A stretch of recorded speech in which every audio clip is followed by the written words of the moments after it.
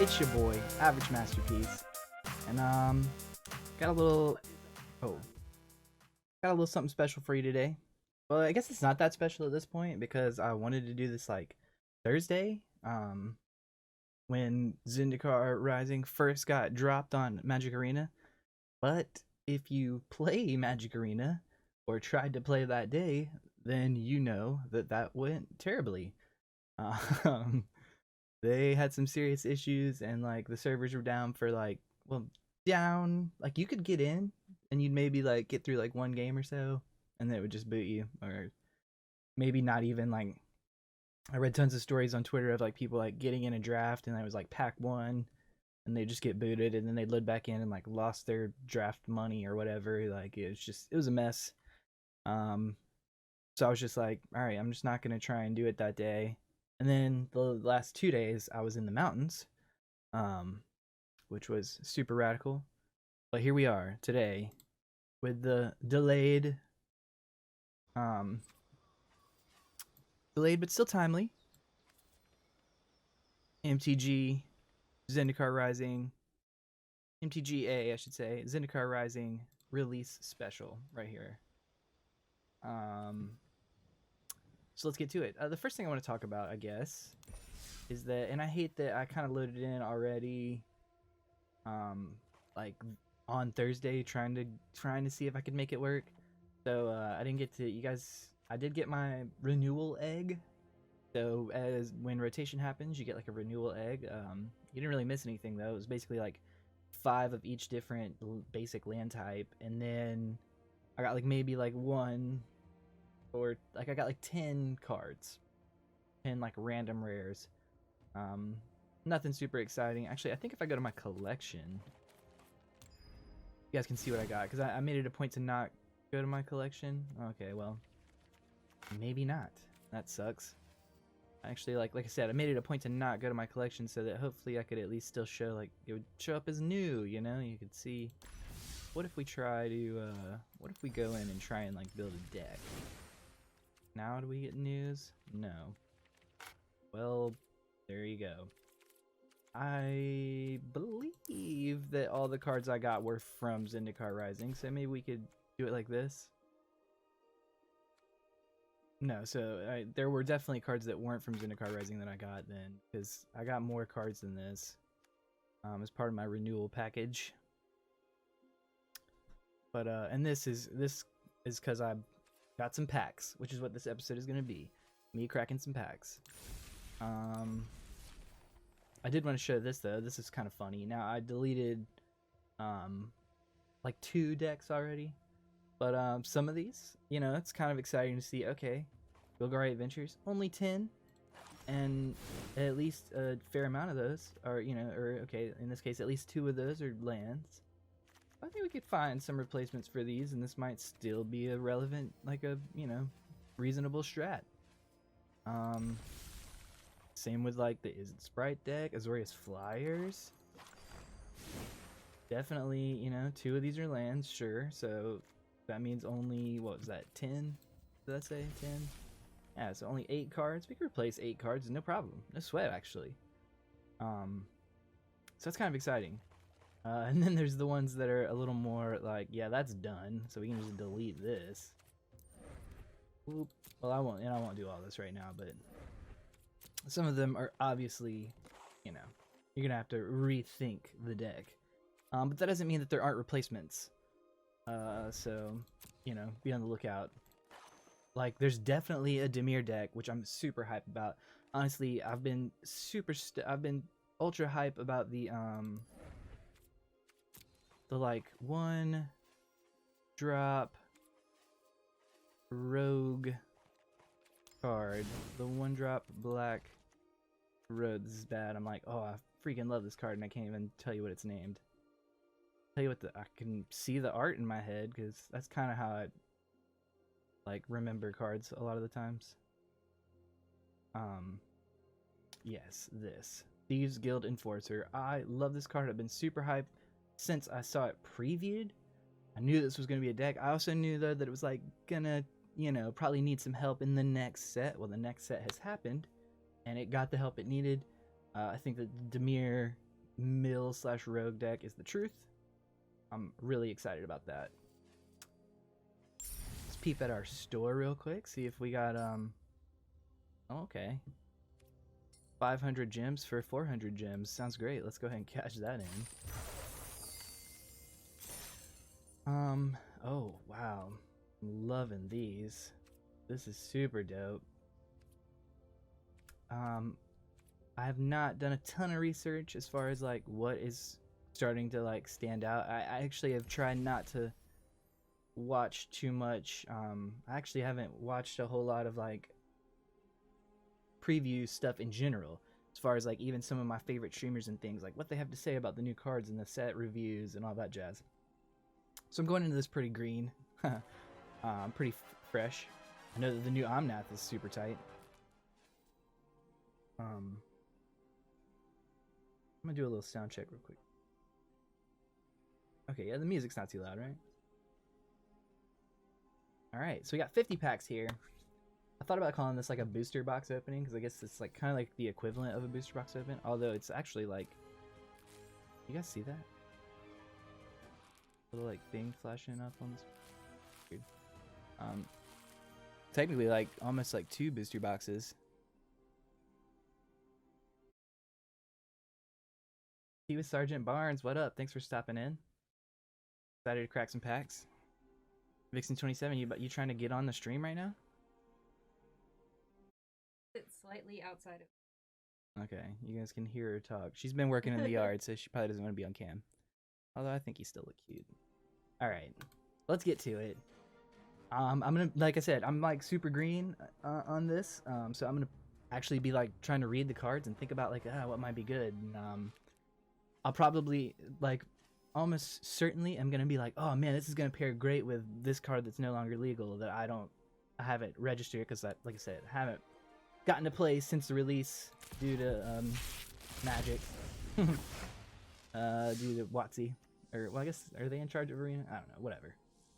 All right, so I'm not gonna bother reading all the commons, although there are like, I mean, there's good commons, but we will read through these, at least the rares and the uncommons. So I think the party mechanic is super rad. If you don't know, your party consists of up to one each of a cleric, rogue, warrior, and wizard. This is definitely like a D&D inspired mechanic, and they've already revealed that there is going to be a D&D set, which that's kind of cool. I'm actually excited about that. The fantasy elements of Magic are one of the things that initially made me fall in love with it, so that's really rad. I know that some people have like got mixed feelings about it, and I think they've even said it like in points in the past, like, oh, we won't do like a D&D crossover or something, but they're doing it, so much for that. But yes, this card, the spell costs 1 less to cast for each creature in your party, so up to 4 less. So this could be a 2 red hasty 5/4. Seems good. That seems good. I mean, it's a late game 2 red hasty 5/4, but not late if all your other cards are like 1-drops and this is like your bomb. Especially if you're doing like a mono red deck, and I'm sure that they've thought of it and that you can get all the stuff, and I would assume they've thought of it and you can get all of the party members you need in each color. So if you build a super cheap, low to the ground party, get this guy out really fast, that'd be awesome. Let's see here, Kazul's Fury. As an additional cost to cast the spell, sacrifice a creature. This deals damage equal to the sacrifice creature power to any target. Sure. More expensive than normal fling. I'm not super hyped on this. I mean, it can be a land, so like that's cool. I will say, as cool as like the flip card lands are, they're gonna suck in paper. Like, if you're playing paper Magic and you have a dual land and you want to play it on the other side, like, you're either gonna have to like put something on it to indicate that it's like, okay, I'm playing this as blue this time, or you're gonna have to be like, I'm gonna play this land, let me take it out of the sleeve, fucking flip it, put it back in, and then play it every single time. That seems like to somebody that maybe doesn't play Magic a lot, that seems like minor, but that's annoying. Now, on here, awesome.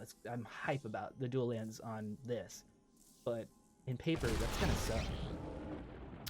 Okay, I mean, boom, pack 1, we got a mythic. That's exciting. Each creature you control gets +1/+0 for each time it attacked this turn. Landfall, whenever a land enters the battlefield under your control, if it's your main phase, there's an additional combat phase after this phase. At the beginning of that combat, untap all creatures you control. So, play this in your second. You play your land in your second main phase after you've already attacked once. You get to untap everything and attack again. This card's sick. I mean, it is 6 drops, but it's also a 6/6, and all your creatures get +1. Actually, they'll get +2 on the second attack. So this card's cool. I've already seen some people talking about trying to build around it. That's exciting. Pretty good first pack. 49 to go. Let's get it. All right. Vine Gecko, great name. 2 for 2. I always love those. The first kick spell you cast each turn costs 1 less to cast. It's going to be clutch because there are some really good kicker spells in this set that are expensive to kick. So, and then whenever you cast a kicked spell, put a +1/+1 counter on this guy. Meh. The discount is more relevant, I think, than the counters. But maybe I'm wrong. But it's like, you know, if you're paying, this card is 6 if you play it kicked. I mean, granted, it's a common, but still, you know what I mean? That's, you're not going to be doing a ton of that in a game, probably, especially if you're playing a green in any form. You're probably trying to beat people down pretty quickly. So, I don't know about that.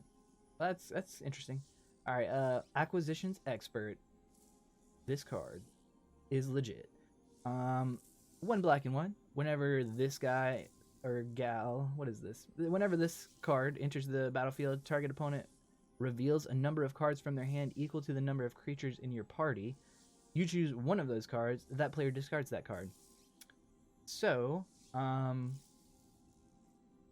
they get to pick, which sucks. But this could be up to 4 cards that you get to look at. So early game, it's like, meh, they're going to choose their worst card. It could be a land. But yeah, ultimately, any sort of hand disruption is legit. And it's got a body with it. And it's only 2 mana. And it's a rogue. It's definitely going to be relevant. So I think that card's pretty cool. Alright. Coral Helm Chronicler. Good luck saying that. Coral Helm Chronicler. 1 blue and 2 for a 2/2. Whenever you cast a kicked spell, draw a card, then discard a card. When Coral Helm Chronicler enters the battlefield, look at the top 5 cards of your library. You may reveal a card with a kicker ability from among them and put it onto the battlefield. Put the rest and put it. Oh. No. I wish it said that. Put it into your hand, which makes a lot more sense. Put the rest on the bottom of your library in a random order. Okay, I mean, you know, obviously we're seeing a theme here. Hey, Merfolk and Wizard. Yes, this is a Merfolk and a Wizard, which wizards are relevant to parties. Obviously we're seeing a kicker kind of theme going on. It has card draw. It does have card. It does make you discard a card, so it's not necessarily card advantage, but getting to dig is relevant. Getting to look at 5 cards is super relevant. You only get to grab ones that have kicker, but if that's like most of your deck, I don't know. It's kind of a shame that I don't know enough of the cards in the set to really like give a super good feedback, but I'm just going base, you know, this is what my first impression is. Skyclave Shadowcat. A black and 3 for a 3/3. You said that like it was adorable, but look at this thing. No, but look at this thing. Yes, here's a cat for you. I don't think he's on the cam though. Skyclave Shadowcat. Pay a black and 1 and sacrifice another creature. Okay. Put a +1 counter on this guy. That is a lot to put a +1 counter on something. Whenever a creature you control with a +1 counter and it dies, draw a card. Okay, now we're getting somewhere. Yeah, I don't know. I mean, black does like to sack creatures. But if there's a +1/+1 counter strategy out there, I don't know about this card. I don't think it's that great. Counter target non-creatures. Oh. Concerted Defense. I love me some counters. 1 blue. Counter target non-creature spell unless controller pays 1 plus an additional 1 for each creature in your party. So that's cool. I mean, this could be like a hard non-creature spell counter for 1 mana. It is pretty, it's pretty restricted, you know, but I love counter spells. if you can pay 1 to counter something, that's freaking awesome. So could be good. Could be good. All right. I think this is our first multicolor card. Akiri, Fearless Voyager, red, white, and 1 for a 3/3. So 3/3 for 3. I like that. The Core Warrior. So Warrior is relevant. Whenever you attack a player with 1 or more equipped creatures, draw a card. You may unattach an equipment from a creature you control. If you do, tap that creature and it gains indestructible until end of turn. So this relies on your opponent playing equipment to let you draw cards? I don't know about that. Pay 1, getting to pay 1 if you're playing equipment. The second part is like kind of irrelevant, I guess, but you're paying to unattach your own equipment to make things indestructible. This seems like a stretch. Maybe there's cards that support it and make it better than I realize. So I'll give it credit. It's a rare for some reason. I'm not seeing it just yet. We already got the Vine Gecko. Black Bloom Rogue.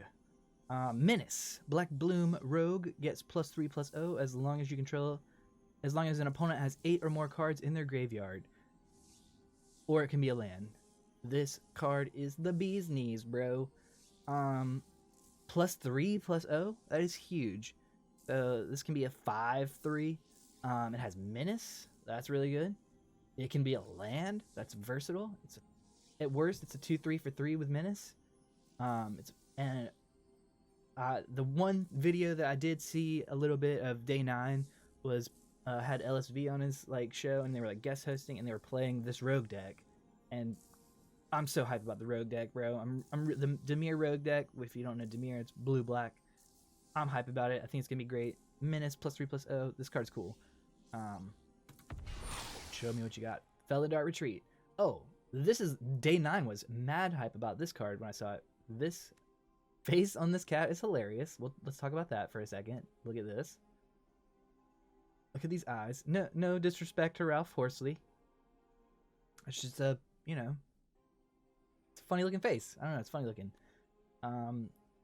Day 9 called this the legal Field of Ruin, or not Field of Ruin. The land that makes the I didn't play during this period. The land that makes zombies. They got banned.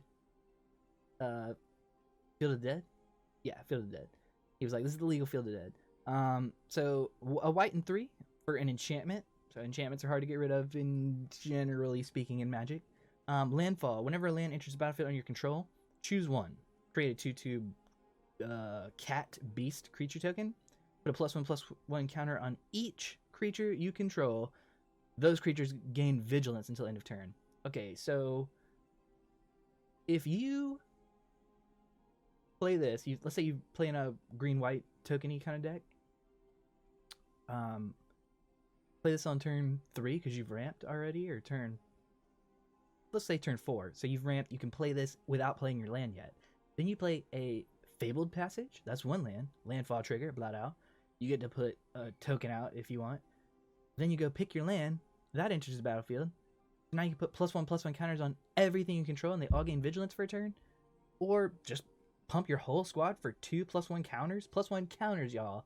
Not +1/+1 till end of turn. +1 counters, bro. Till end of turn. Not till end of turn. Sorry. That's what's so dope about it. This card is legit. This is gonna definitely. I'm gonna go ahead and say that this is definitely gonna see play. We'll see though. You guys have watched me play Magic, dude. I'm not as good as I want to be. I feel like I get the theory a lot of times. I'm just maybe not so good on the execution. Love to see wild cards, although uncommons not necessarily the ones we need to see. I got 93 of those right now, so ugh. Give me some. Let's just hope that these are all rares and mythic wild cards. That'd be cool. Roost of Drakes. 1 blue for an enchantment. It does have kicker, so hey, some of those kicker cards we've been seeing floating around. When Roost of Drakes enters the battlefield, if it was kicked, so for 4 mana at that case, create a 2/2 blue Drake creature token with flying. Whenever you cast a kick spell, create a 2/2 blue Drake creature token with flying. 2/2 flyers is really good. If you can get this out on turn 1, you can start kicking stuff. Because there are cheaper kickers out there. So this could be cool. Could be making you a bunch of 2/2 flyers. That could definitely be a problem for some people. I know I said I wasn't going to read commons, but this looks interesting. This guy is also a cleric, rogue, warrior, and wizard. I think this card is legit. This is definitely going to be like a space filler for you. I mean, it ramps you some... does it? No, it does not ramp mana. It fixes mana, but not really. Actually, screw this card. That's too expensive. Alright, let's see what's rocking. Okay, so apparently I'm building this Morag Fury of Akuma deck. That's 2 of those. Interesting. We'll take it though. 2, I mean, you know, if I do want to build that deck, I'm gonna want to. Relic Vial for 3 mana. You can get this artifact that makes you pay 2 and tap it and sacrifice a creature to draw a card. Ooh, that's a lot to draw. As long as you control a cleric, Relic Vial has whenever a creature you control dies, drain them for... Oh, okay. Each opponent loses 1 life and you gain 1 life. Okay. So actually, this card is legit. Because let's say you play it with something like this, for example. Black and white for 2/2. Whenever another cleric enters the battlefield under your control, you gain 1 life. Whenever you gain life for the first time each turn, put a +1/+1 counter on this guy. Or even better yet, play it with any sort of aristocrat strategy, you know, where you want to be stacking your dudes and bringing dudes back out of the graveyard and doing shenanigans like that, like blood artist type things. Whenever something you control dies, you get to ping people for 1 and you gain a life. This fits great into those. I know I said that the cost was cheap, but in a deck where you want to be sacrificing creatures, you're gonna be doing that anyway, so this actually gives you a sacrifice outlet. So in that respect, sacrifice outlet, if you view it like that, is decent. Pay 2 to do so is like, okay, you know, it's not great, but drawing a card is good. I like this card a lot. I think it's really good in aristocrat decks.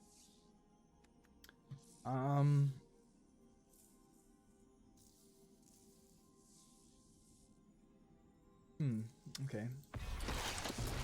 Kaza, Royal Chaser. Flying Haste, Human Wizard. I love that. 1 red and 1 blue for this 1/2. Tap it. The next instant or sorcery spell you cast this turn costs X less to cast, where X is the number of wizards you control as this ability resolves. So if they try and like react to you doing it, you still get that bonus. I like this. I mean, 1/2 Flying Haste for 2 is like pretty decent already.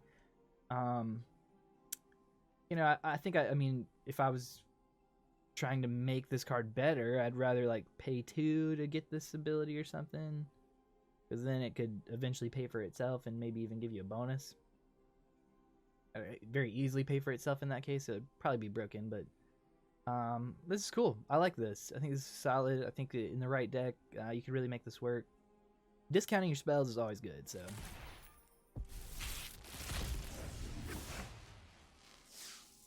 Alright, we've already seen these. We did it, y'all. So this is one of the most, in Paper Magic, this is one of the most expensive cards in this set right now. Because there's a ton of different shenanigans, infinite type combo things that you can do, especially in other formats. But I'll read it for you here. 3 and 2 green for a star. Ashaya, Soul Ashaya? Sure. Soul of the Wild's power and toughness are each equal to the number of lands you control. So at least 5, most likely. I mean, you could cheat it out for, you know, with druids and things like that, but probably somewhere around 5 at least. Non-token creatures you control are forest lands in addition to their other types. Oh, so non-token creatures are now forest lands. So in that case, this is definitely a 5/5 because you don't have tokens that are creating you mana that are creatures. So this card is bananas good, dude. This card is the shit. All your creatures count as lands. Now there is some land destruction in this set, so that's like, oh god, like you can just like this makes your creatures, you know, susceptible to that, but they're more susceptible to creature destruction anyway than they are land destruction. So this card is freaking bananas, dude. It's going to be huge as soon as you play it, no matter what, pretty much. Likely more than 5 in almost every case. This card is amazing. It's going to for sure see play. That mono green Stompy deck is probably going to love that card. All right, getting a lot of repeats there. Love to see it. Can't be mad about it. We're gonna make that whatever we want, and it's gonna be exciting.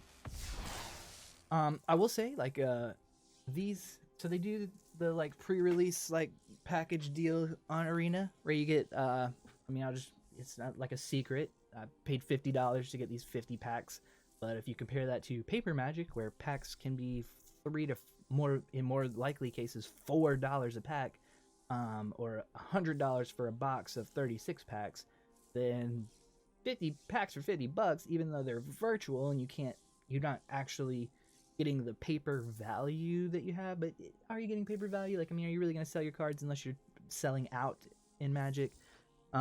It's a sweet deal. I really appreciate that they do this. I highly recommend buying into the, I mean, if you're going to spend money on packs anyway. I also only play standard on Arena. I don't have paper standard decks because it rotates too quickly. So it's like I'm not gonna pay to keep up with standard rotation constantly. Also, I mean, if you look at like tournaments and stuff, it seems like standard's kind of moving towards only online anyway. Anyway, I think this is a great deal, and that's what I did, and I highly recommend it. And the best part is that when you open 50 packs, no matter what, even if you don't get wild cards in the packs, you're building up your wheels, so you get a very nice amount of I should have done like the exact math. You get a pretty fair amount of wild cards just from doing this. So it helps you build your collection in that sense anyway. If there's a certain card that you want that you don't get, you can get it probably because you opened enough packs to get it. Anyway, back to it. Ravager's Mace. Ignatius is standing on the mouse cable, so whenever Ravager's Mace enters the battlefield, attach it to target creature you control. That's cool. Anytime you get to attach something for free. Although the equip cost when that thing dies, which is probably gonna happen, you're gonna get punished for it because that's 4 to equip this later. Yikes. But in the meantime, it gives it +1/+0 for each creature in your party and it has Menace. Menace is good. Could be up to +4/+0, but 4 to equipped. Even if it's free the first time. So if you're like one-shotting somebody with this, then it's good. Is Embercleave still legal? I think so, right? That was that was Eldraine. So hey, slap this bad boy on somebody that has like an Embercleave on them, and that's just like game over probably. All right, Veteran Adventurer. I like the name. 5/5 for 6. Vigilance. Okay. This is also a cleric, rogue, warrior, and wizard. This costs 1 less for each creature in your party, so could be up to 4 less. In which case that's pretty legit for a 5/5 with vigilance. So late game, this card is super sweet, or even like mid game, if you can go ahead, like I said earlier, if you can ramp out. I feel like that's going to be the party decks. I like the idea of the party decks. I want to try and build one. It's going to be all about finding cheap, relevant party members so that you can steamroll, snowball, whatever you want to call it, into these big baddies for discounts. And then they're going to be really hard to deal with at that point. So, yeah, that's cool. This is what we want to see, y'all. We did it. I need to go ahead and just get 4 of each of these lands because as much as like I don't think they'll see a ton of play beyond standard, they're like, oh my god, they're dual lands that come in untapped. Yes, that is good, but they have to stay. They're not dual lands because they can't always be either. They're one or the other, really. But they're they're timely. They're what you need when you need it.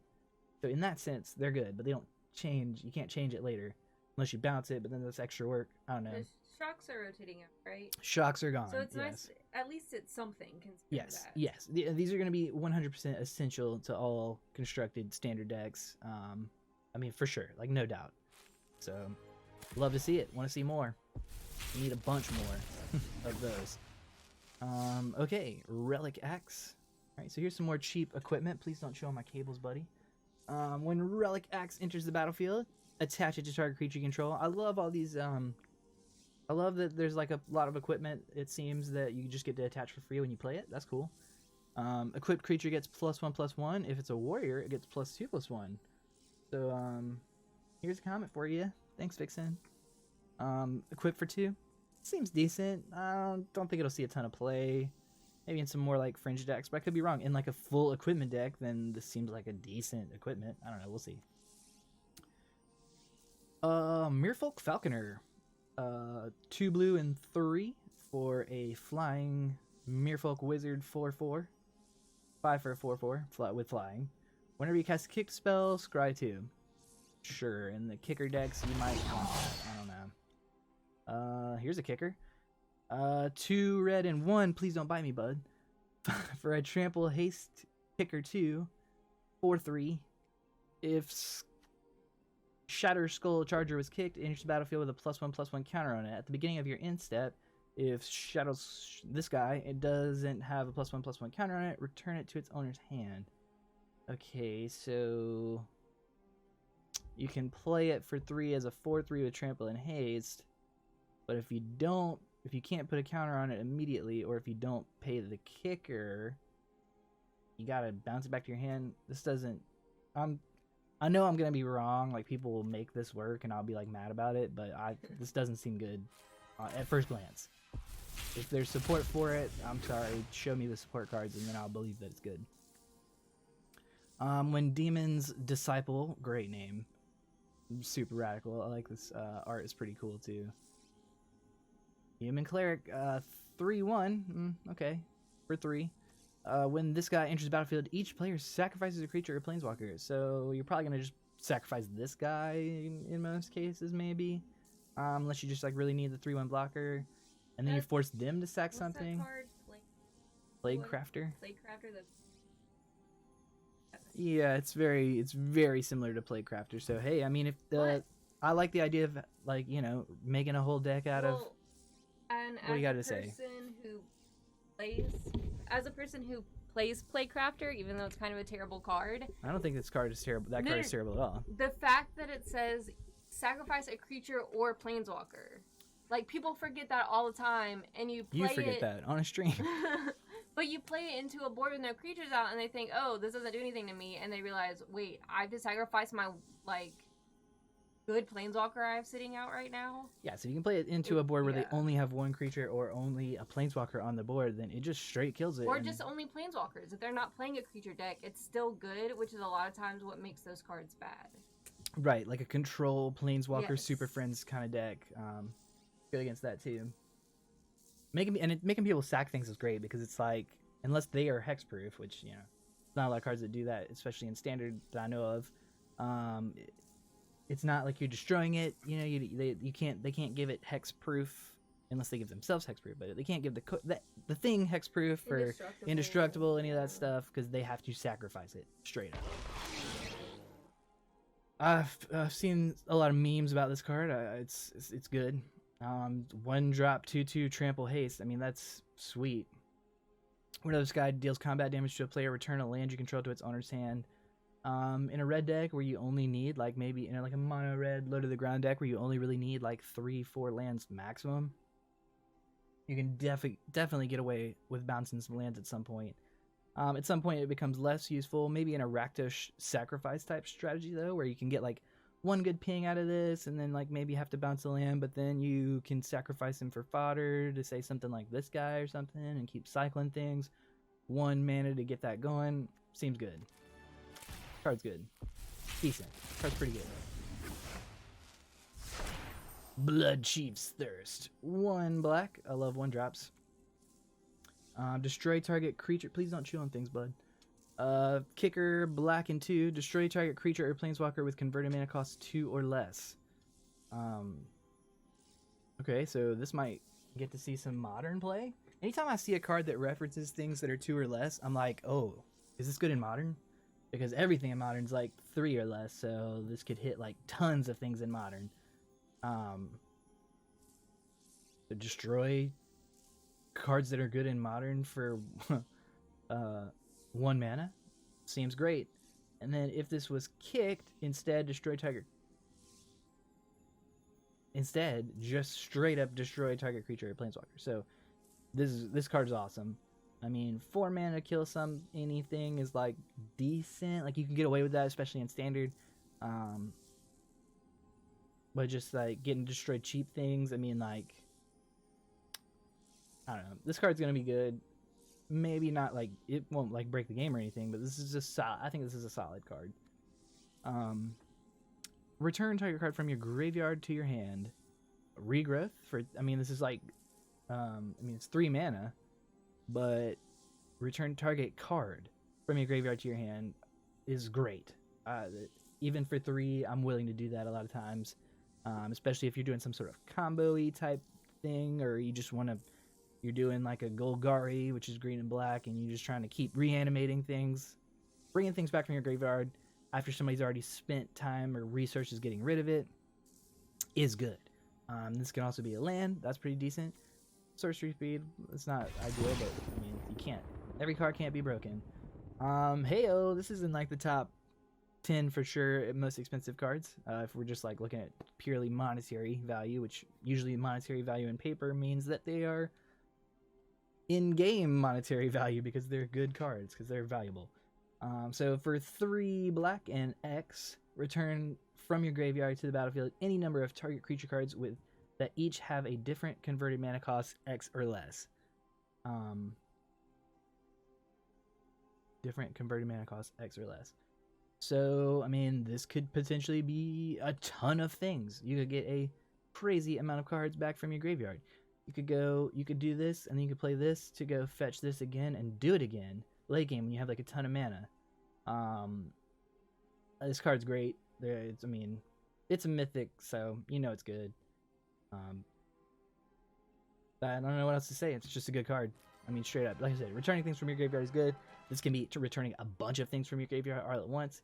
Now, obviously you can counter it. You know, if you spend a bunch of money or a bunch of mana to do this, and then it gets countered. But that's on you. You gotta play around that kind of stuff. Play Dimir, and then you can counter them back. All right, Thwart the Grave. For 4 and 2 black, this spell costs 1 less to cast for each creature in your party. Okay, so it could be 2 black. Return target creature card and up to one target cleric, rogue, warrior, wizard creature card from your graveyard to the battlefield.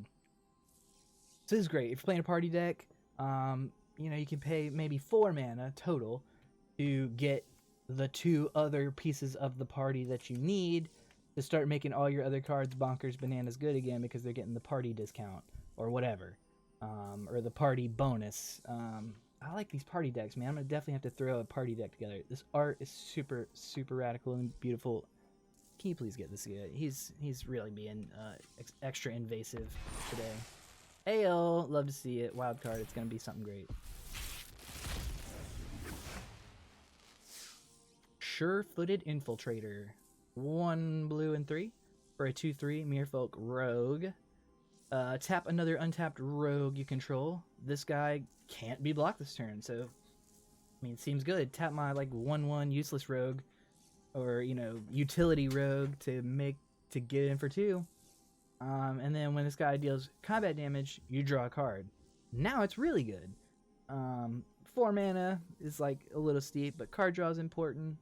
I'm going on the scale of, okay, this is an uncommon card. So in the realm of uncommons, this card's really good. There's obviously better cards out there, but this in the right deck, this could be good. 4 mana, 1/1 with flying and vigilance. This enters the battlefield, put a +1/+1 counter on it for each creature in your party. So if you got your whole party assembled, this is a 4 mana 5/5 with flying and vigilance. Make it work, and I'll believe it's good. Ayo, Agadeem's Awakening. Love to see it, man. We're getting, that's like the second duplicate mythic we've gotten. That's pretty exciting. Fair amount of mythics here, and hey, look at there, another mythic. Just stacking the mythics right now. Loving it. Oh man, this kind of just stood out to me here. A of all because this art. 3 mana 3/2. Whenever you gain life, each opponent loses 1 life. Oh, it's like a one-time thing? Nah, dang. Not as good as I hoped it would be. That's why it's a common. Go up for +1 each creature in your party. Okay, hey, this is actually pretty decent. You know, again, it's the party thing is like, I'm interested to see how the party thing plays out because I gotta like go through and look at all the cards that could fit into parties and how fast can you assemble a party. I'm sure that people have already like figured it out online and they're just like, oh, turn 2 full party, like no problem. But how consistent is that? You know, that's what I want to know. Landfall. This is a 2-drop 1/1, 1 white and 1 Griffin. Landfall. Whenever land enters the battlefield under your control, put a +1/+1 counter on Fearless Fledgling. It gains flying until end of turn. Why does this not already have flying? It can get really big whenever you're playing lands. I don't like it. I'm not wild about it. Throne of Makindi. Tap this for a colorless, or pay 1 and tap it to put a charge counter on it. Tap it, remove a charge counter from it, add 2 mana of any one color. Spend this mana only to cast kick spells.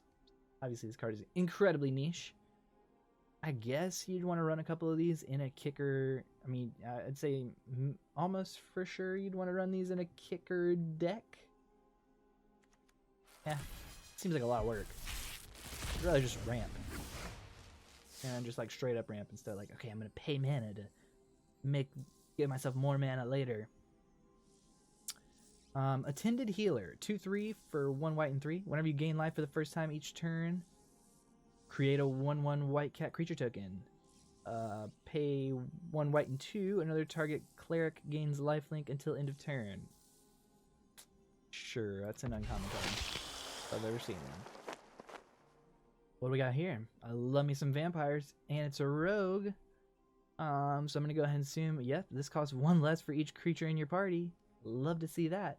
Man, so this is what I'm saying, man. I'm really hype on this idea of how fast can you assemble your party and start dropping 4/4 flying death touch hasters that give other creatures death touch, and whenever your creature you control does combat damage to a player or a planeswalker, destroy that planeswalker for 2 mana. How fast can I assemble a party to get a 2 mana flying death touch haste? Other creatures have death touch and destroy planeswalkers when you hit them hard. You know what I'm saying? Like, that's really sick. How consistently can you get it out for that? Even if I can get it out for 4 though, bro. Man, this card is sick. I'm into this. Definitely gonna be trying to put. Is it Rakdos or did we add another color? I don't know. I'm excited, man. Rotation is exciting. And I believe this is my first full rotation on Arena. So, you know, brand new meta. I love that. I love that. I got bored with the old meta, dude. That's kind of why I haven't been streaming any Magic. It's just like, by the end, all the decks are so cookie cutter, and it's just so, I don't know. I like the early phases where people are still figuring stuff out, and although I say that, and it's like, okay, well, there's still like gonna be like the super dominant decks. I don't have a problem with that. I don't know. It's just exciting. It's exciting to see what develops, how things evolve. I love seeing the meta evolve over time. Instead of like, okay, we know what everybody's playing and see the same, you know, couple of decks and kind of know what to expect. This is fun. It's all brand new. So, fresh start. Anyway, Allied Assault. 1 white and 2. Instant. That's legit. Up to 2 target creatures each get +X until end of turn, where X is the number of creatures in your party. So 3 mana, maybe give yourself +4/+4. Meh. Alright. Confounding Conundrum. Oh yeah, I've seen this one. 1 blue and 1. When Confounding Conundrum enters the battlefield, draw a card. Okay. I'll pay 2 to draw a card and get an enchantment that says whenever land enters the battlefield, under an opponent's control, if that player had another land into the battlefield under their controller's turn, they return a land they control to its owner's hand. I'm a blue player, so I'm gonna build a deck that plays this. This card is brutal, dude. Bye-bye to your Fabled Passages. Like, your Fabled Passage does nothing now. Yeah, I think this card is mean, bro. Super mean. I'm interested to see what happens. I think that this could see play in Modern, and at least in sideboards, maybe. I don't know, man. I'm interested to see the future of this card because, in modern, every land is like every other land is like a sacrifice this to go grab another land. You fetches. Fetches are a thing. You play like 12 fetches in a modern deck, and now all of a sudden they just don't work for 2 mana. That's crazy. Combo this with Field of the Dead, and then you're making them sacrifice lands on top of the ones that they're making them return to their hand. Oh, I don't know, bro. I don't know. Seems good. Also, I know I said I wasn't going to talk about commons, but I am going to talk about Anti-Cognition because I don't know a ton of the commons, but I know this one, and it's legit. 1 blue and 1, counter target creature or planeswalker spell unless the controller pays 2 if an opponent has 8 or more cards in their graveyard. Instead, counter that spell, then scry 2.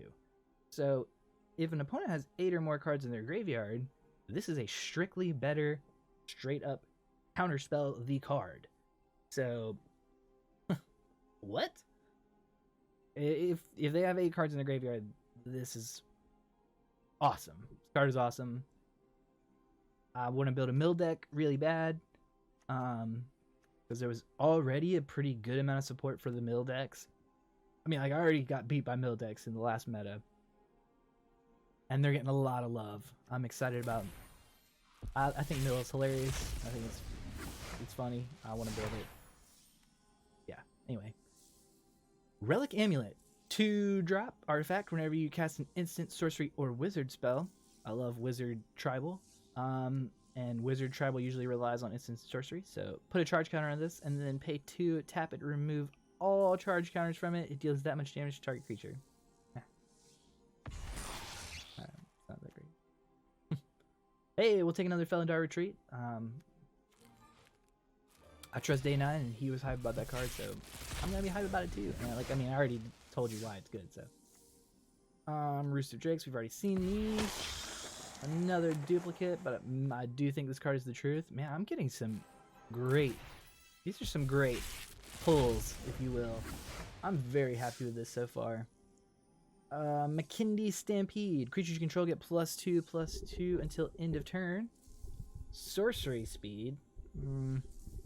Much rather that be an instant, especially for 5 mana. Are you shitting me? No. Get out of that. Swarm Shambler.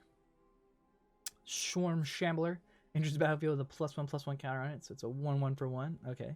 Whenever creature you control with a +1/+1 counter on it becomes the target of a spell, and opponent controls, create a 1/1 green insect creature token. Pay 1, put a +1/+1 counter on Swarm Shambler.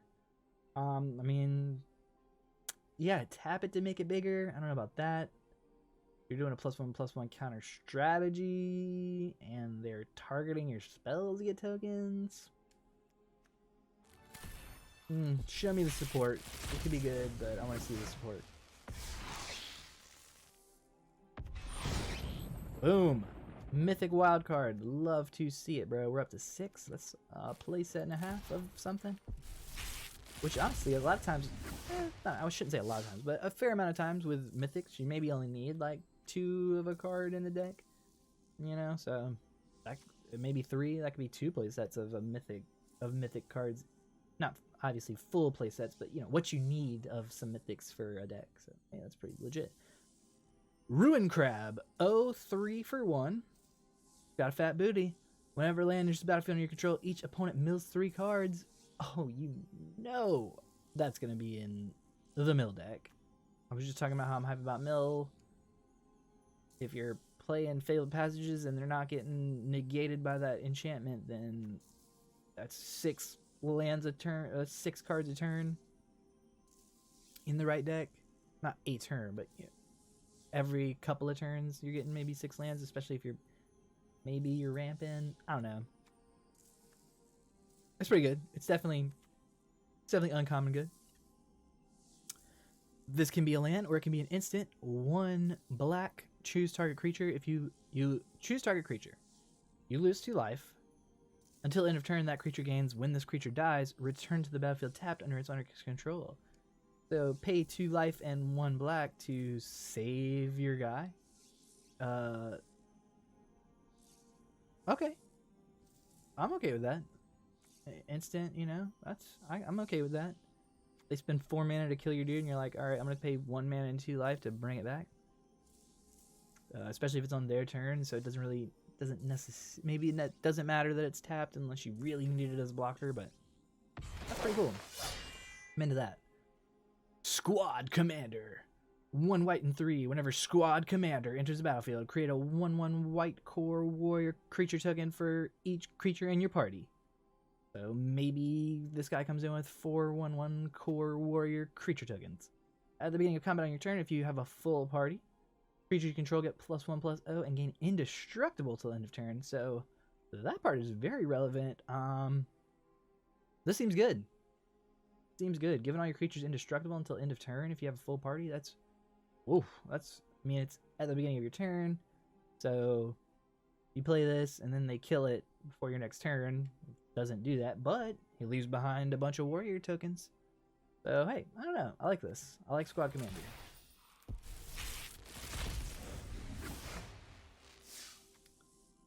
Celundi Vision. Can be an island, or it can be an instant for 1 blue and 2. Look at the top 6 cards of your library. That's a lot. You may reveal an instant or sorcery card from among them and put it into your hand. Put the rest on the bottom of your library in a random order. I dig it. I mean, worst case, you play it as land. If you don't need a land, though, well, you play it as a tapped land, so meh. But 3 mana dig through 6 cards seems pretty good. It's pretty good. 1 green to put a +1/+1 counter on something. Sure. These feel balanced. Like, I'm interested to see how people make them work. I saw this card earlier, and like I said, I gotta see the support for it. Show me how it works. Like, I believe that it could be good, but I'm not seeing it at first glance. I gotta say, you know? Alright, Inscription of Abundance. 1 green and 1. Or pay an extra 3. Choose 1. If the spell was kicked, choose any number instead. So we're going to go ahead and say we're going to choose all of them. Put 2 +1/+1 counters on target creature. Target player gains X life, where X is the greatest power among creatures they control. So you're maybe gaining like... So let's say, okay, best case scenario. You're paying 5 mana to make your 6/6 8/8. Then you're gaining 8 life. And then that guy's fighting somebody. You're killing another creature. I like this. I like this, especially in some sort of mono green stoppy deck where you got big baddies already and you're ramped. You got plenty of mana. That kicker cost ain't nothing. This is a good card.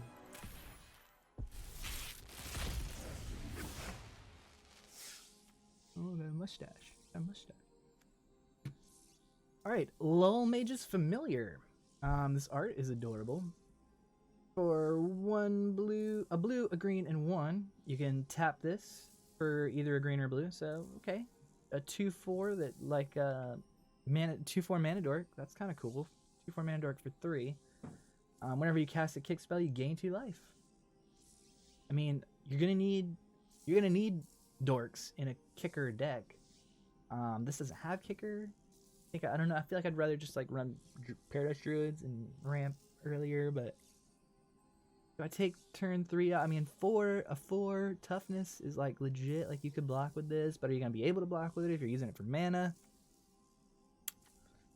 I'll have to see about that one. Maddening Cacophony. This art is radical. Got the Jace on there, losing his mind. 1 blue and 1. Or add an additional blue and 3 on the kicker. Each opponent mills 8 cards. If the spell is kicked, instead, each opponent mills half their library, rounded up. I mean, you combine this outside of standard. The man, I don't know. It starts with a B. There's the new dude from Jumpstart. Look him up. Blue legendary guy that whenever somebody mills, they mill double that. Wins you the game instantly. Within standard, 8 cards is a lot to mill for 2 mana. Like, I mean, that's a lot to mill for 2 mana. And if this was kicked, they just mill half their library.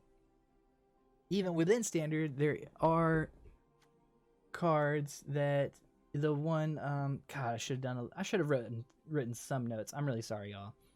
But there's the one black spell that people are already making like immediately win combos with, where it pings you for one for every card that they mill in a turn. So I mean that's just probably gonna kill them as well.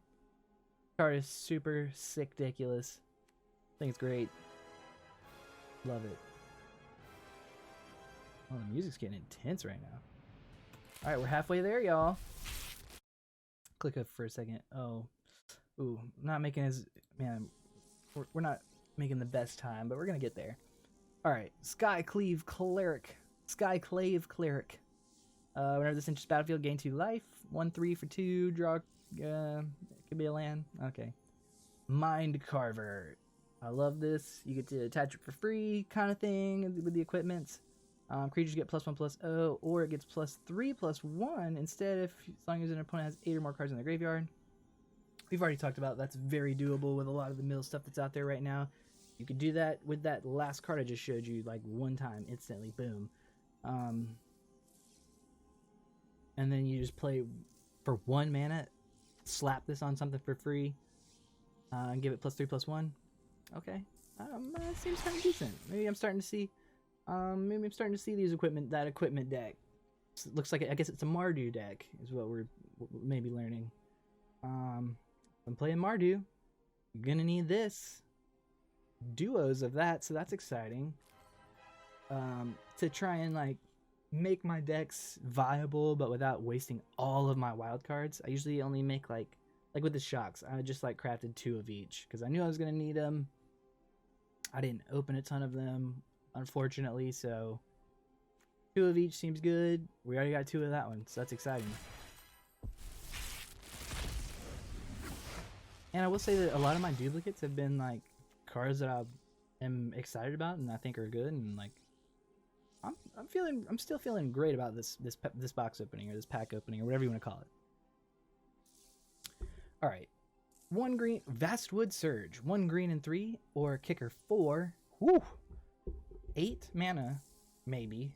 Search your library for up to 2 basic land cards, put them on the battlefield tapped, then shuffle your library. This spell's kicked, put 2 +1/+1 counters on each creature you control.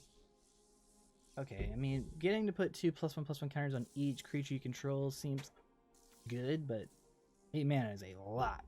Oof. The lands come in 4 mana to put 2 basics that come in tapped. I don't know. That doesn't seem super exciting to me. Was that a booch? Yeah. You gotta let me get a sip of that. All right. Scute Swarm. That's a cute swarm. 1 green and 2. Landfall. Whenever land enters the battlefield. God, I got hair all over. The cat hair gets trapped in my beard. I swear I'm not like a cokehead or some shit. Like, hair just gets trapped in my head and in my beard, and it tickles my nose. You don't want to eat a ginger. Whenever land enters the battlefield under your control, create a 1/1 green insect creature token. If you control 6 or more lands, very reasonable in a green deck, create a token, or with that 5-drop creature that turns all your non-tokens into lands. So super easy. Create a token that's a copy of Scute Swarm.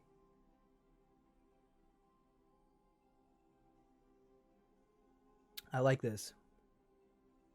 Especially with that other card. This is a land. Then whenever lands enter the battlefield, so creatures, whenever you create an insect, and then you get to make another one of these guys that makes more insects. Seems good. I like this card. I like token strategies, so I'm a little biased here, but I actually love token strategies. It was like the first deck I ever built was a Tristani commander deck. Populating, all that jazz. Love it.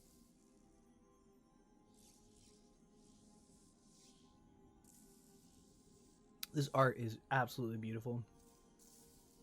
I also love the general flavor here of, on one side, I wish I could click. On the one side, the tangled veil there, you can see the like hedrons in the field with all the flowers, or over here they like form together to become this elemental This is like, this might be my favorite card in the set, just for the art and the flavor of it all. Can just come in as a tapped green land, or pay a green and 1, and it becomes a 1/1 mana direct that gives you 1. That's an elemental. I think the elemental. I want to build an elemental deck as well. I think there's going to be an elemental deck for sure that's going to evolve out of this set. And this, you know, combined with the other card, can be a land. This is a cool card. I like this. Hagra Mauling.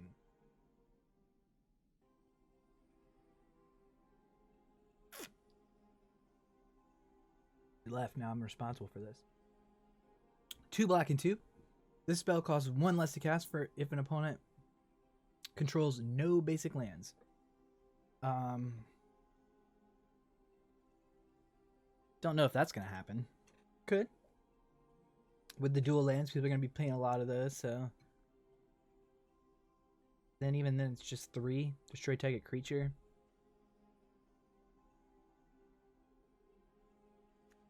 Nah, we'll see. I'm not super excited about that. Jwari Disruption. Counter target spell and its controller pays 1 for 2 mana. Okay, or it's a land. Nah, that's uncommon good. 4 in a blue. Whenever you cast an instant or sorcery or wizard spell. Oh, we've already seen this guy. Wait. Oh, this is just like another card that does that. This guy gains flying. So a 5-drop 4/3 that sometimes has flying, but can also be a land. Is a wizard. It's uncommon good. 3 mana, indestructible artifact with kicker 3, so maybe 6 mana. When this enters the battlefield, if it was kicked, create 2 tapped tokens that are copies of this. Pay 6 mana to get 3 indestructible mana artifacts.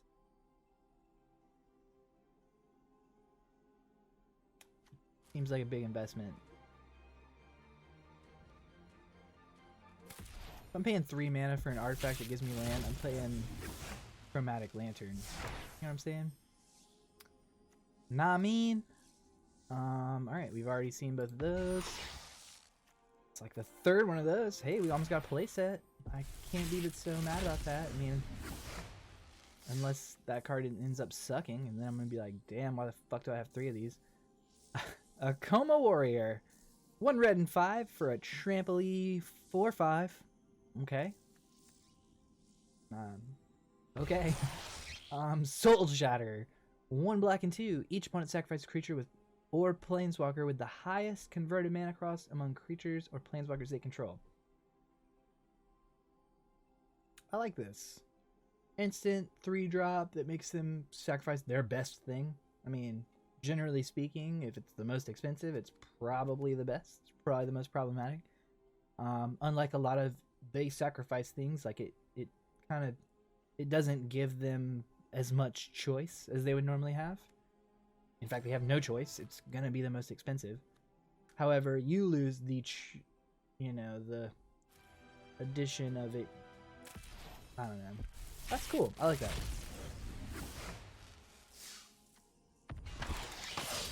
Kargan Intimidator. 1 red and 1. Cowards can't block warriors. Pay 1.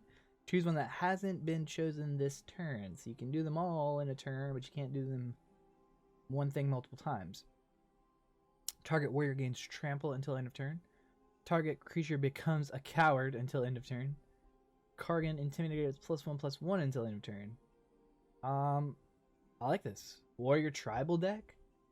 If we're going outside of standard, I kind of don't even want to show this card to Vixen because she has a Najila deck. And it's all about warriors, and then all of a sudden you can just pay that their best thing can't block your warriors. That's real good. Have you seen this? What? Human warrior, cowards can't block warriors. And you can pay 1 to turn things into cowards. Najila loves some warriors. Making things not be able to block them for cheap. That seems decent. 1 mana though. Spring Mantle Cleric, you know, like their best thing. I don't know. Could be okay. 5 mana 2/3. Better do something great. Enters the battlefield with a +1 counter on it for each color of mana spent to cast it. So like in standard, that's best case maybe 3 mana. Could be 5 mana, but you're working. And then that's a lot of that's 5 playing a 5 color deck is hard. This could be for a 5 mana. Yeah. Heyo, love to see it. Love me some green and white tokens. I think are gonna be like a thing. I mean, a lot of the green cards that I've liked, or a lot of the cards that I've been super hyped about, have been green. I love Bant, so I'm stoked. The more of these, the better. Honestly, probably most of the wild cards that I've been getting that are like just straight up wild cards, probably gonna go to those lands. It's one of those that I don't have to craft myself. This looks super radical. I mean, I'm loving the. I see a star. It makes star token, so that's exciting to me. I like Golgari. The art is pretty cool. Art on the token is really cool. Fucking freaky, dude. It's like shedding its skin. That's badass. Okay, 1 green and 1 black and 1. Grakmaw, Skycleave Ranger. Enters the battlefield with 3 +1/+1 counters on it. So 3/3 for 3. That seems good. Whenever another creature you control dies, if it had a +1/+1 counter on it, put a +1/+1 counter on this guy. So, there definitely is a theme of in the +1 counter decks seem to want to sacrifice their own guys. This guy just keeps getting bigger. Then when he dies, create an XX black and green Hydra token where X is the number of +1/+1 counters on this guy. So he gets really big, and then when he dies, he makes a copy of himself that doesn't have counters, so it's just a big baddie that just gets to come back. I think this could be cool. Maybe not like gonna be meta defining or anything, but I'm gonna try and make this work because I love Hydras and I like this type of strat. I love +1 counter decks and token decks, sacrificing stuff. It seems like a fun card for sure. Could be ultra great, and I just don't know it yet. But I'm hyped about that. I like that. Song Mad Treachery. Like a little bard, like a bard reference. He's gone crazy because of the music. 2 red and 3. Gain control of target creature until end of turn. I'd rather pay 3 for that sort of effect. What's that card? It's like a 3 cost that lets you do the exact same thing, but it can't be a land that comes in tapped. Zealous Treachery or Zealous Conscripts.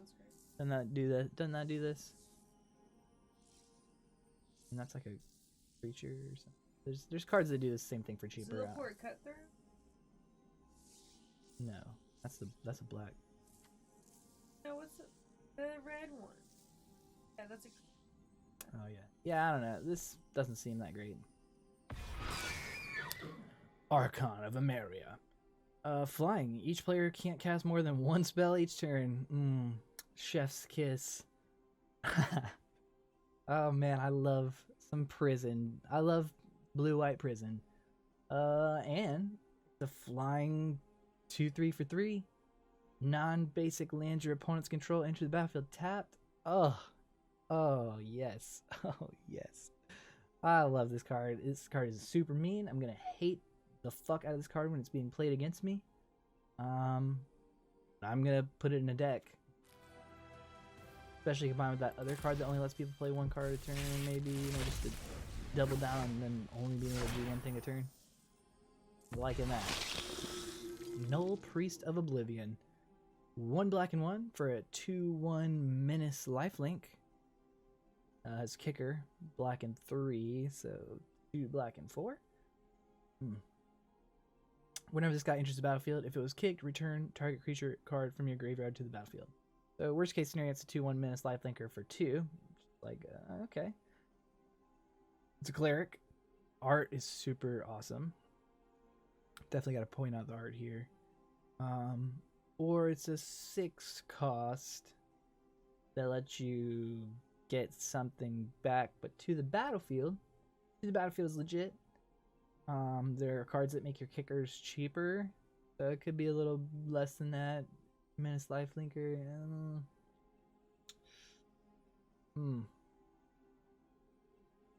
I want to like this, but I don't know, man. I don't know. I had something I was gonna say about kickers, but I can't. The thing that's cool about the thing that's cool about kicker cards is that they're both early game and late game. They have benefit. When you top deck, there's a lot of cards that's like, man, these shit when I draw it on turn 2, but if you top deck it on turn 8, it's like useless. Well, kickers kind of give you a little flexibility in that realm as far as how viable they are early game versus late game. So there's always something to be said of that element of the kicker cards. But some of the kickers are just like, ugh, it's so expensive. Okay, base camp enters battlefield tapped. That sucks. Add 1 colorless mana. Man, that sucks. Add 1 mana of any color. Spin this only to cast party members. Okay, so it enters tapped, and it gives you 1 mana of any color. So if we're doing like some 4-color party kind of stuff, this is an essential. You're doing 5-color party deck? This is crazy essential. And you don't even mind that it comes in tapped at that point. Even maybe in a 3-mana or 3-color party themed deck, you could get away with that. That's not terrible. That's not terrible. Oh yeah, you know I love me some Azorius. Blue, white, and 1, flying 3/3. This card has so much stuff on it that it has to scroll. That's usually good. In fact, I actually already know that this card is good. This is one of the few that I have been privy to. Okay. So, flying. At the beginning of combat on your turn, if you have a full party, choose target, and this is an Angel Wizard. I don't know if I said that already. You should really be able to... Isn't it showing? Angel Wizard. At the beginning of combat on your turn, if you have a full party, choose target non-land permanent an opponent controls. Until your next turn, but not forever, but just until your next turn, it can't attack or block, and its activated abilities can't be activated. That's pretty good. So this shuts that down, and as long as you can maintain a party, you have combat on your turn. So yeah, as long as you can maintain your party, you get to keep doing that, and you can adjust who you're doing it to. That all seems good. I mean, worst case, this is a 3/3 flyer for 3. That's just like worst case, already solid. And then you can sacrifice this, choose hexproof or indestructible creatures you control, so all of them gain this ability until end of turn. Super flexible. This card is dope. I mean, hexproof, incredible. Indestructible, incredible. Does rely on, kind of relies on you having a party, but like I said, even if you don't have the party assembled, 3/3 for 3 flyer, already decent, that can, you know, sacrifice itself to save your whole team, potentially. Or like multiple targets, or just like shut down the other guy for a turn so that you can pop back in on the next turn. It is legendary, so, you know, there's that. Like a drawback, I guess. That's a good card. Very good card. Cinderclasm. 1 red and 1. Instant. Kicker 1. This deals 1 damage to each creature if it was kicked. So for 3 mana, it deals 2 damage to each creature instead. Okay. You're going to want to play it for the kicker cost, but 3 mana, deal 2 across the board. You know, it will be meta dependent. You know, we'll have to see like what types of decks are good, but this could kind of, having the option to have this, like definitely like a sideboard card. But having this in people's sideboards might kind of have some influence on what type of decks people can play. Especially if you're only playing best of 3s, and okay, you're playing this like Wayne's deck, like alright, sideboard 4 of these in there and we're good to go. I do have to talk about this because this is my first one of these, and this is like the first one of these. Feed the Swarm. 1 black and 1. Destroy target creature or enchantment an opponent controls. You lose life equal to that permanent's converted mana cost. So the second part sucks, but black, this is the first, as far as I know, this is the first ever black enchantment removal. That's awesome. I'm glad that that exists. What do we got here? Ooze. I love some oozes. Orin Reef Ooze. I think green is just going to be really good right now. So it's a 2/2 for 3. Okay, with green and 2. This enters the battlefield with a +1/+1 counter on it. So it's not a 2/2 for 3. It's a 3/3 for 3. Oh, put a +1/+1 counter on target creature you control. So it could be something else. I like that. I like that. I like that versatility. Could be itself. Then whenever this attacks, put a +1/+1 counter on each attacking creature you control. Each attacking creature with a +1/+1 counter on it. This card is sick. Whoa. I can't believe I haven't seen this one already. Man, I love +1 counter decks. I mean, Doubling Season is like, to me, is like one of the most iconic cards in all of Magic. I mean, obviously can't play Doubling Season in Standard, but that card really appeals to me, and it's cool about the thing that's so cool is the +1 counter, doubling your +1 counters. Man, that's cool. I love +1 counter decks. This gets to add counters to your counters. Great. Great. Proliferate. There's like Karn's Bastion. Oh, that's gone now. I don't know. There's proliferate things, I think, still. Maybe. Probably. Maybe not after rotation.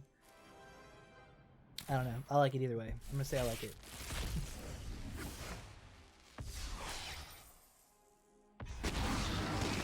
Alright.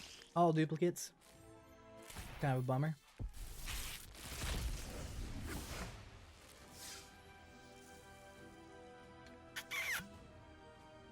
I'm sorry I'm drinking so aggressively. Just, I love chewing you put fresh fruit. This is homemade boots right here. Put fresh fruit in here, and I love getting that fruit out of there. Chewing on it, it's so delicious. Alright. Grotag, Night Runner. 1 red and 2 for a 2/3. Whenever this deals combat damage to a player, exile the top card of your library. You may play that card this turn. So it's limited to that turn. It's a Goblin Rogue. 3 drop, 2/3. It has to deal damage. I'm not hype about it. Hype about that though. This card is something. It's gonna be something. I don't know. It's something. Alright, y'all. We've made it to the top 10. We're almost there. Thanks for bearing with me. Shadow Stinger. 1 black and 2 for a 1/4. Tap another untapped rogue you control. Shadow Stinger gains Death Touch until end of turn. Cool. And then, man, I'm loving the rogue. I want to build this rogue deck. This art is cool. I like the armor and stuff on this guy. Anyway, whenever Shadow Stinger deals combat damage to a player, that player mills 3 cards. Yes. Giving a Death Touch? Making it... I think there was another guy that you could make unblockable. Giving Death Touch by tapping your rogues. I'm loving this rogue shenanigans. And plus the mill on top of it, Dimir. That is going to be a deck for sure. Yes! I was hoping I'd get one of these. The only card that I like really want, I do want an Omnath. Maybe we'll get an Omnath. I am crossing my fingers for one of those because I want to build that deck too. 4-color Omnath. Anyway, but let's not get distracted because this card is the bee's knees. 2 blue and 2 for a 0/17. Spells your opponent's cast that target this guy costs 2 more to cast. So that's cool. It's gonna be hard to get rid of him. For it, whatever. Pay 3. This gets plus X minus X until end of turn, where X is the number of islands you control. So he's 4. This card is sick. I love this card. If you have a ton of islands, let's say like late game you have like 8 islands, all of a sudden this is like a 8-9. I mean, that's for pay 3 mana and it becomes an 8-9. Like this card is cool. There's a lot of different things that make this good outside of standard specifically too. A lot of like I'm so bad with names. Victoria. Well, yeah, Arcades. I mean, anything, any of the Tetsuko is the one I was trying to think of. Any of the cards that make things deal damage equal to their toughness instead of their power. Tetsuko makes your, if it's got power less than one, it's one or less, it's unblockable. Power or toughness that's one or less, it's unblockable. So you can make this unblockable and then buff it super giant. Like, this card is just super cool. It's gonna see a ton of play outside of standard. I think it'll be decent in standard. I think there's got to be a home for this, right? If nothing else, just the fact that it's 0-17. 17 is a funny number to see on a Magic card as any sort of stat. So that's pretty cool. Home stretch, we're getting there. All right, we've already seen all these. Thieving Skydiver, okay. Still getting new cards. I'm excited about that. X Kicker. X can't be 0. But we got 1 blue and 1 for a flying 2/1. Kicker X. X can't be 0. When this enters the battlefield, if it was kicked, gain control of target artifact with converted mana, artifact specifically, with converted mana cost X or less. If that artifact is an equipment, attach it to this.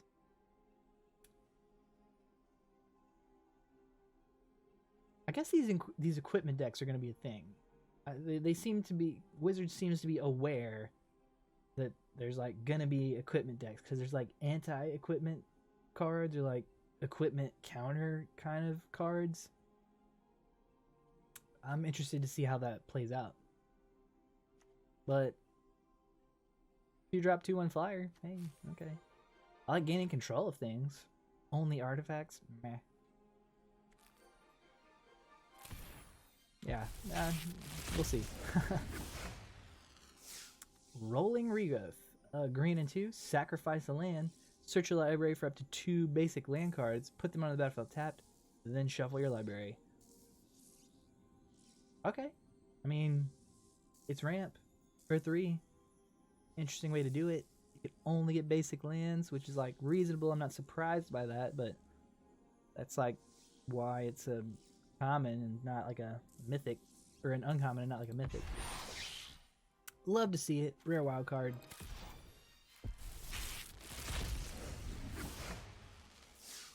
Taunting Arbor Mage. I'm stoked about how many news we're still seeing. 1 green and 2, or with a kicker of 3, so it could be 5 total. Green and 5, a lot. 6 total, but a green and 5. When this enters the battlefield, if it was kicked, all creatures able to block target creature this turn do so. So that's a lot of restrictions, but this could be 6 mana, I win the game. You know, if everything that they have has to block one specific creature, like you're 1/1, and then all of a sudden everything else you have gets to get through for sure. This card is good. I don't know how, like I said, again, it's not gonna be like a meta-defining thing. It may not even be like a competitive card, but this is definitely like a good casual. I'm gonna have this in my deck as like my sneaky win con. All right, boom, our first planeswalker, super hype. Nissa, I love me some Nissa of Shadowed Bogs. Who cares? Green and a black and 2, comes in with 4 loyalty, has landfall. Whenever a land enters the battlefield under your control, put a loyalty counter on Nissa. Okay. So you could play this as early as turn 3. Let's see, on the easy end though, on turn 4 for sure, with still having your land drop available to you, and your land drop could be a Fabled Passage, which could then drop you another land, so you could play this on turn 4 and immediately do the -5 and still have it stick around. But yeah, +1, untap target land you control. You may have it become a 3/3 elemental with haste and menace until end of turn. So, I mean, we know from the previous meta, having your lands be 3/3 hasters is good. This also makes them menace hasters. It's only till end of turn. That's, you know, it doesn't give them vigilance like the other ones, but 3/3 lands with haste is good. And then you may put a creature card with converted mana costs less than or equal to the number of lands you control onto the battlefield from your hand or graveyard. with 2+1/+1 counters on it. This is going to be a deck. There's going to be some sort of mill yourself or dig through to get. There's going to be something. This is going to be something. I mean, it's obviously a good card. It's mythic, but the fact that you could potentially, relatively easily, get to pop this -5 as soon as you play it, and then just drop the biggest, baddest thing that you can't afford in the situation, or just get it out of the graveyard with +1 counters on it. This is going to be something. It's good. Good card.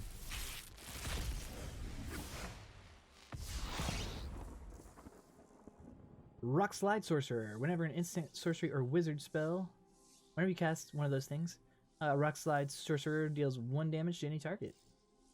Red and 3 for a 3/3. It's a wizard.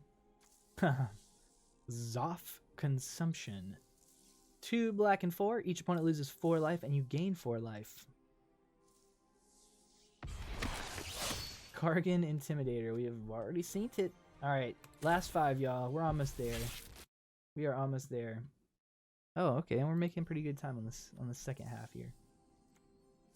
Moss Pit Skeleton. Golgari is looking like it's going to be a thing. Wow, this art is unbelievably radical. A green and a black for a 2/2, or you could say a 2/2 for 2. Always love that. Kicker 3, so it could be a 5/2/2, 5-drop 2/2. If this was kicked, it enters the battlefield with 3 +1/+1 counters on it. I like that. So 2/2 for 2, or 5/5 for 5. Whenever one or more +1/+1 counters are put on a creature, so this included or any other, if this is in your graveyard, you may put this on top of your libraries and keep bringing it back. I like this. I like this whole. I like all these, like, bring things back from your graveyard, keep recycling. That's going to be a thing, and it's going to be annoying, and I'm going to love it. Myriad Construct. 4 mana for a 4/4. Has kicker 3, which means it enters battlefield with a +1/+1. If you pay the kicker, it enters battlefield with a +1/+1 counter on it for each non-basic land your opponents control.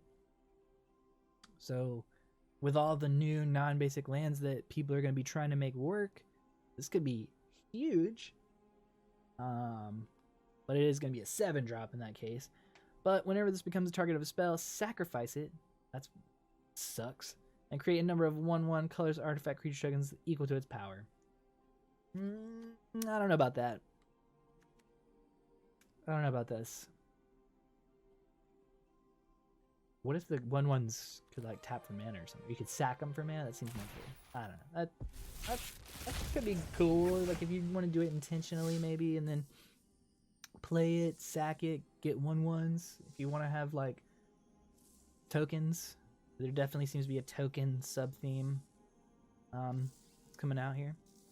Paratactician. 1 white. That's core there in the back. What's your face? Nahiri? Maybe Nahiri? Okay. 1 white and 2. Whenever Paratactician and at least 1 other warrior attack, put a +1/+1 counter on this. Okay, so you could probably pretty easily make this a 4/3 the first time you attack with it for 3 mana. Okay. 1/1 flyer for 1 white. Kicker a white and 2. Whenever this enters battlefield is kick, tap up to 2 target creatures.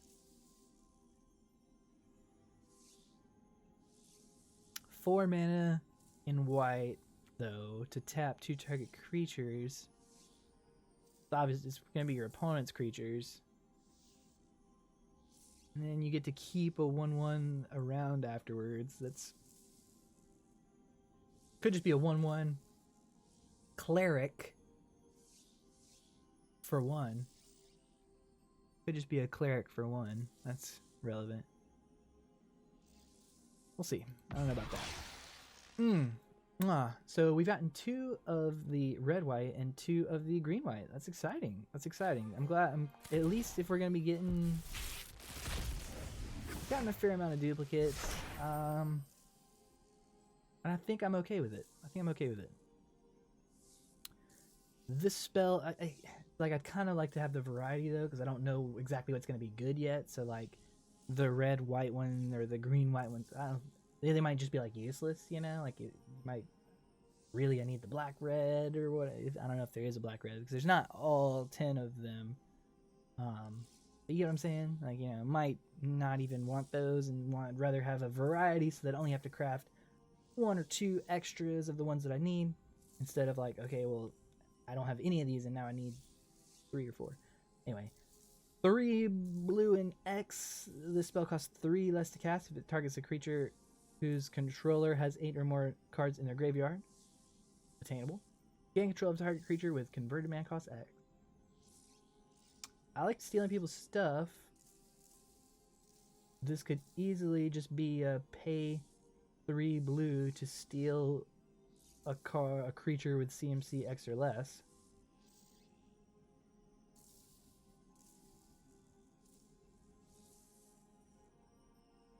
With CMC 3 or less. I like this. I like this. Skyclave Geopede. 1 red and 2. Trample 3/1. Landfall. Whenever a land enters the battlefield under your control, Skyclave Geopede gets +2/+2 until end of turn.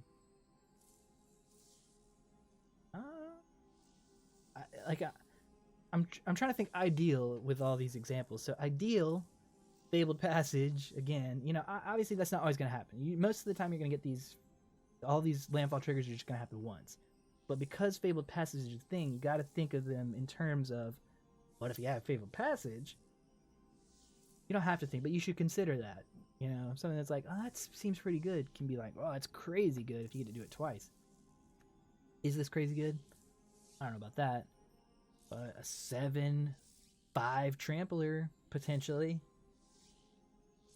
That's pretty big. Oh, yes, y'all. We did it.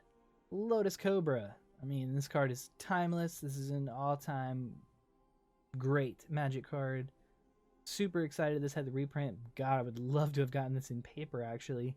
A green and 1 for a 2/1 that has landfall. Whenever a land enters the battlefield under your control, add 1 mana of any color, baby. Woo! This card is good. Lotus Cobra. So good. So good. So good. So good. Alright, last 2. Here we go. Still haven't seen that Omnath. Other warriors you control get +1/+1.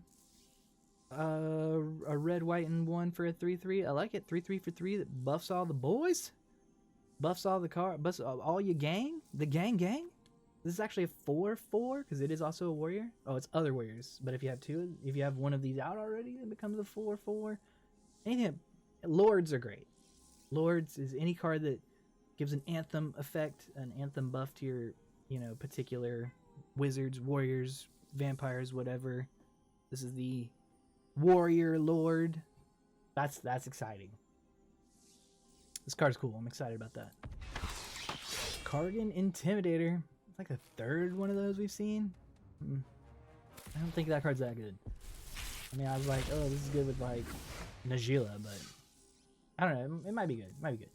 Being able to make things not be able to block, you know, like if you're running, especially if you're running like relatively low to the ground deck and they have like this, God, like I could be getting in right now if they didn't have that one freaking 5/5 that's killing me. This 5/5 is killing me. I can't stop. I can't get through because of that. All right, it's a coward. Can't block. All my stuff's getting in now. Combined with that other pump all your warriors. You know, could be good. Thundering Rebuke deals 4 damage to target creature or planeswalker. Alright. I mean, 4 damage is a lot. That's a fair price. This is Lava Coil, right? Isn't that the same stat line as Lava Coil? Lava Coil is a different name. Right?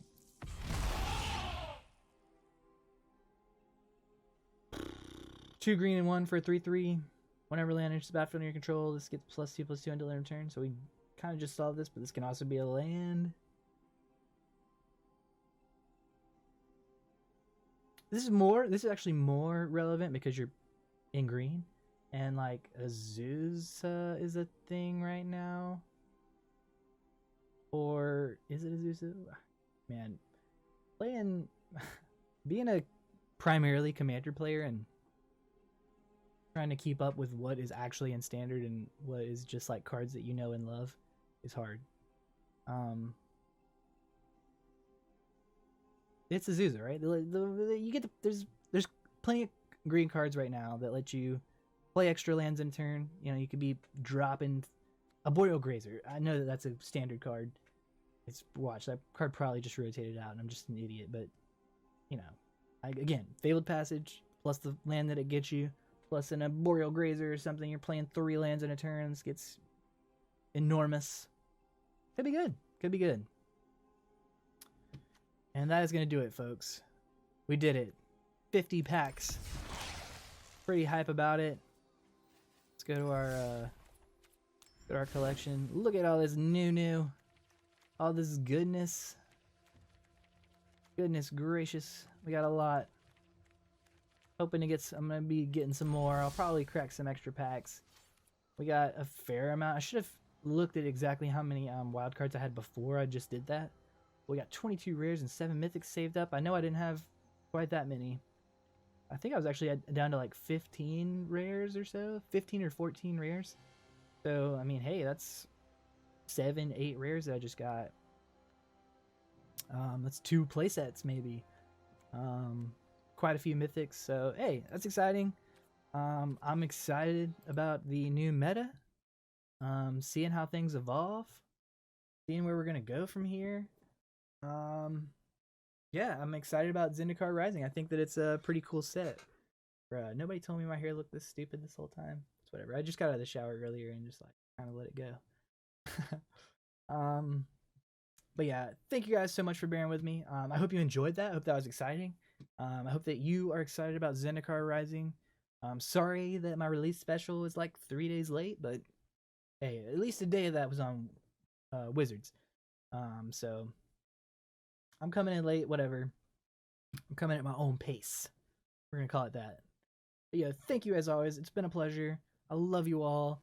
If you're watching on Twitch, then go check me out on YouTube as Average Masterpiece. And if you're watching this on YouTube later, then make sure you go check out my Twitch channel, AVRGMSTRPC, Average Masterpiece with no vowels except for the A.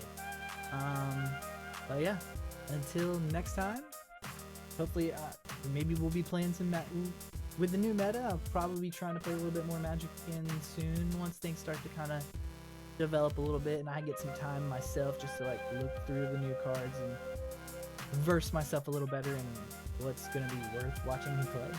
Because you guys have seen me lose enough.